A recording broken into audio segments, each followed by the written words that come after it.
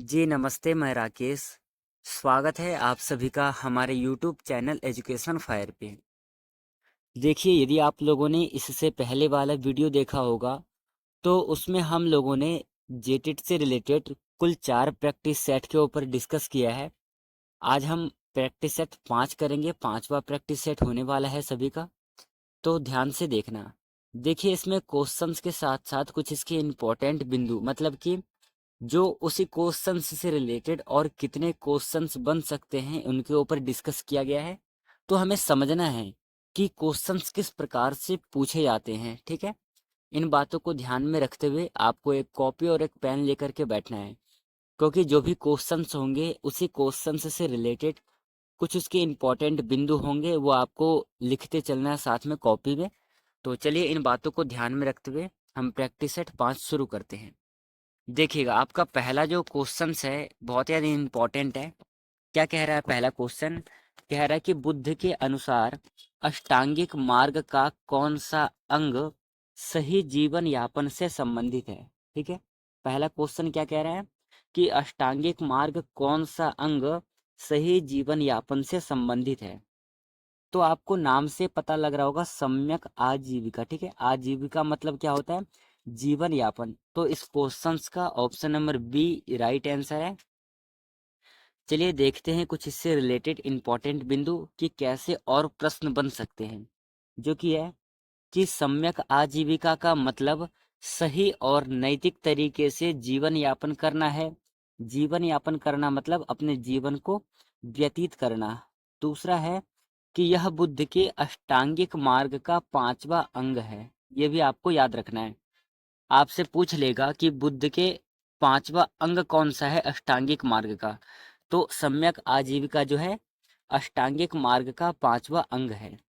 तीसरा है, इसका उद्देश्य है कि व्यक्ति अपनी आजीविका के लिए अहिंसा और नैतिकता का पालन करे। तो ये तीनों ही बिंदु आपके एग्जाम के लिए इम्पोर्टेंट है, आपको ध्यान में रखते हुए चलना है। देखिएगा, दूसरा क्वेश्चन देखिएगा, दूसरे क्वेश्चन को डिस्कस करते हैं। सेकंड नंबर का क्वेश्चन है कि बौद्ध धर्म के त्रिपिटक में किसका वर्णन किया गया है। नीचे आपको कुछ ऑप्शंस दे रखे हैं, इनमें से आपको सही उत्तर पर टिक करना है। सबसे पहले बात करते हैं हम त्रिपिटक की। तो त्रिपिटक में आता है विनय पिटक, सूत पिटक और अभिधम्म पिटक। ये तीनों ही पिटक किस में आता है? ये त्रिपिटक कहलाते हैं। तो यहाँ पर 3 आंसर के साथ साथ एक चौथा है उपर्युक्त सभी। तो यहाँ पर इसका जो आंसर होगा वो होगा उपर्युक्त सभी। Option number D right answer है इस क्वेश्चंस का। चलिए, इसी क्वेश्चन से रिलेटेड कुछ इसके और इम्पोर्टेंट बिंदु को देखते हैं। देखिए, पहला है कि त्रिपिटक बौद्ध धर्म के 3 प्रमुख ग्रंथों का संग्रह है। और वो 3 प्रमुख ग्रंथ कौन कौन से हैं? सबसे पहला है विनय पिटक, दूसरा है सुत्त पिटक और तीसरा है अभिधम्म पिटक। ये 3 पिटकों के नाम आपको याद रखना है।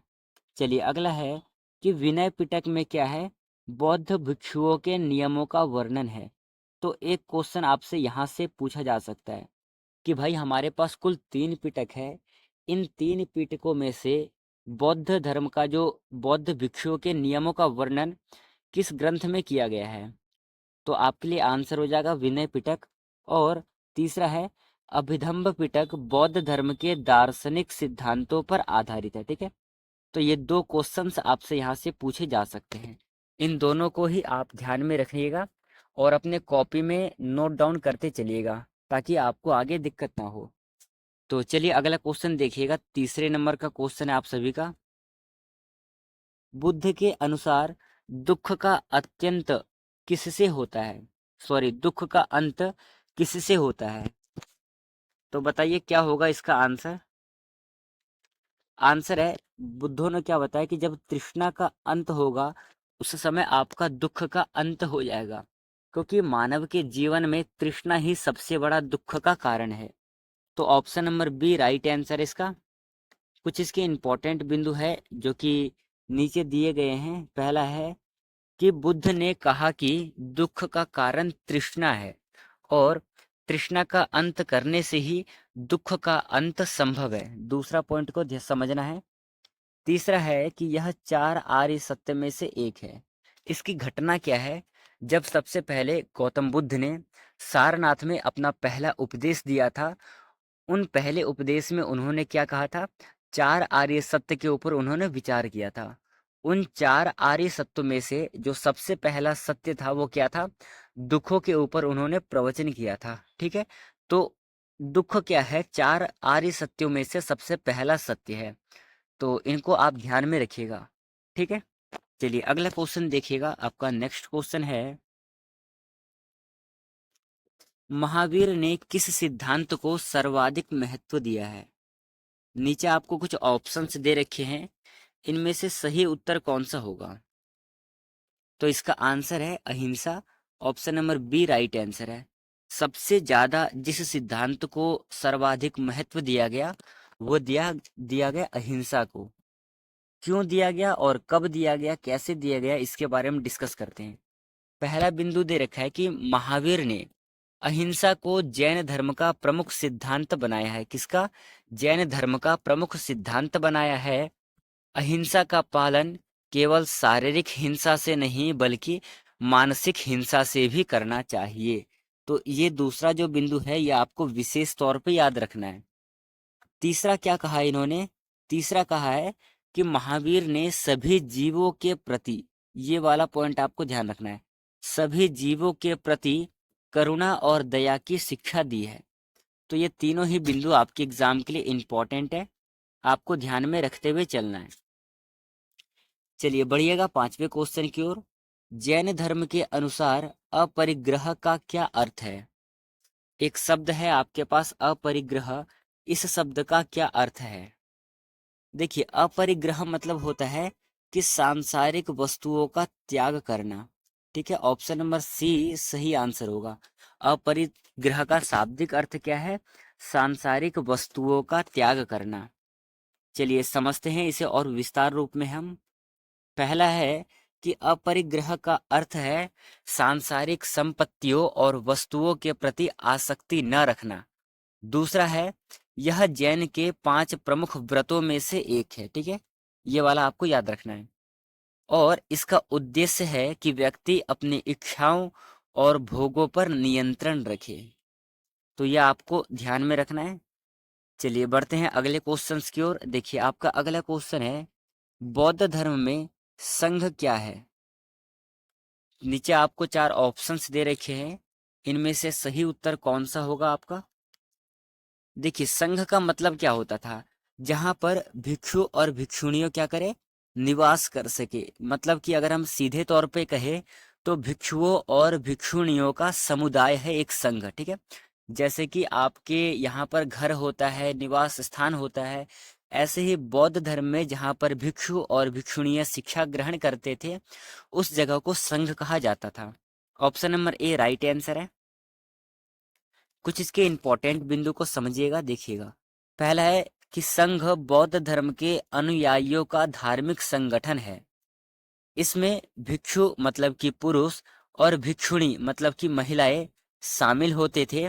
यह बौद्ध धर्म के प्रचार और प्रसार के लिए बहुत ज्यादा महत्वपूर्ण भूमिका निभाता था। ठीक है, कौन? संघ जो है बहुत ज्यादा महत्वपूर्ण भूमिका निभाता था।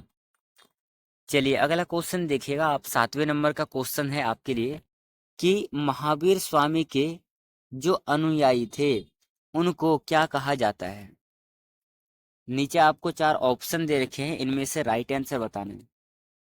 देखिए, महावीर स्वामी जो है जैन धर्म से रिलेटेड है, तो स्वाभाविक सा बात है उनके शिष्यों को, उनके अनुयायियों को क्या कहा जाएगा? जैन कहा जाता था। और ये जो जैन है, इस ये वास्तविक जो शब्द है इसके लिए जिन शब्द है, और जिन शब्द का अर्थ होता है विजेता, मतलब कि जीतने वाला।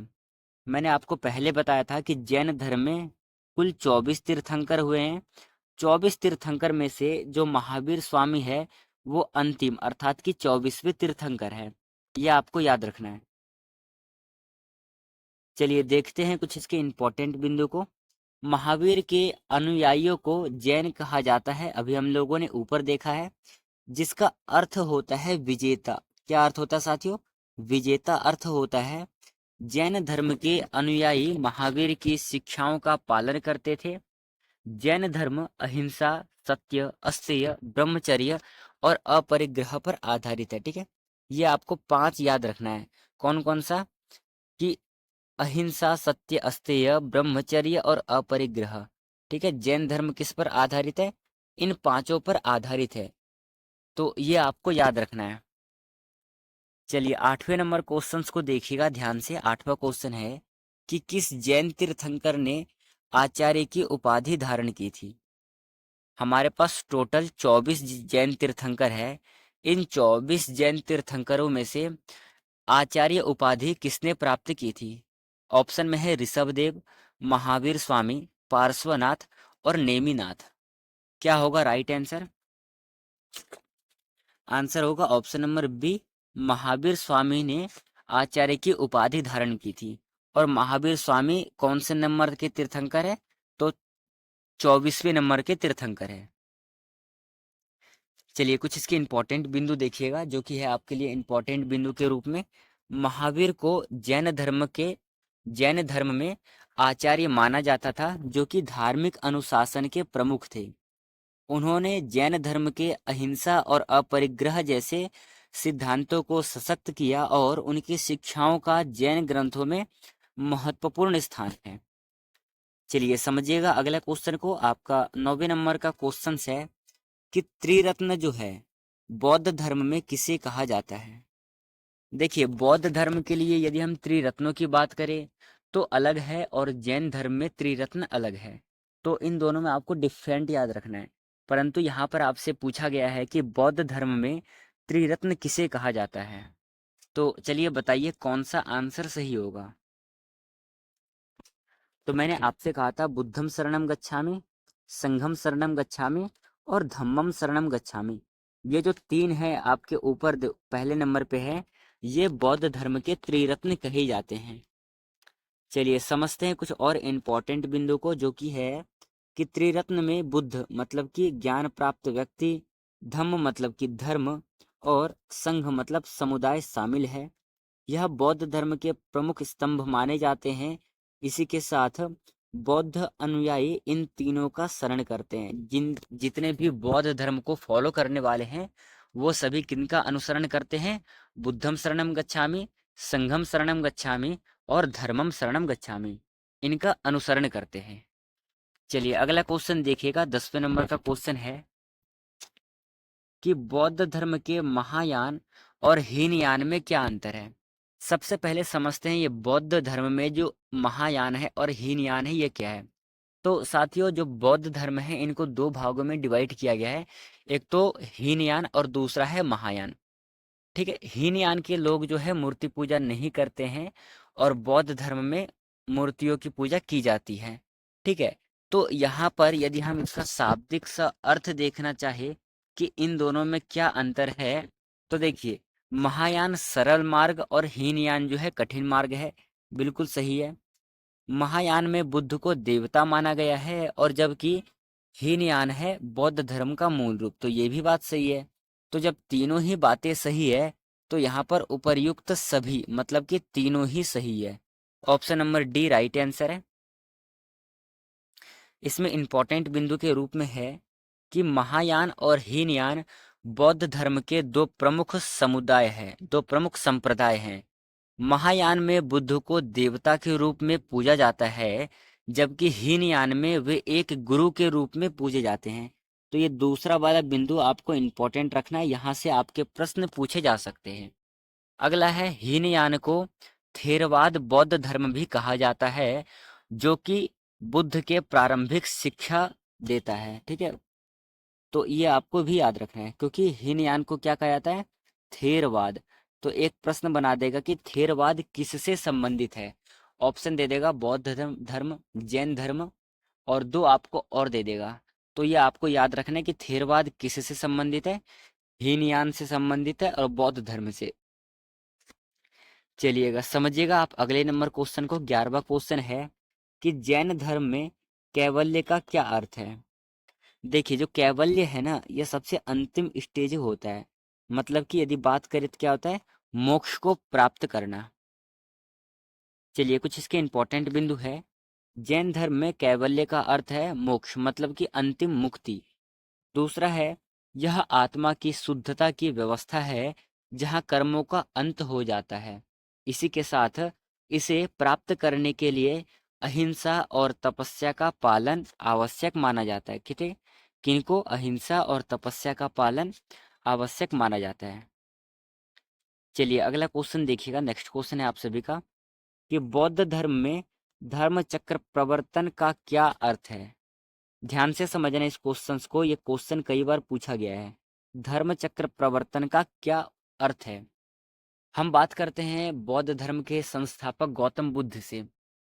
उनको ज्ञान की प्राप्ति हुई थी पीपल के वृक्ष के नीचे, मतलब कि बोध गया में उनको ज्ञान की प्राप्ति होती है।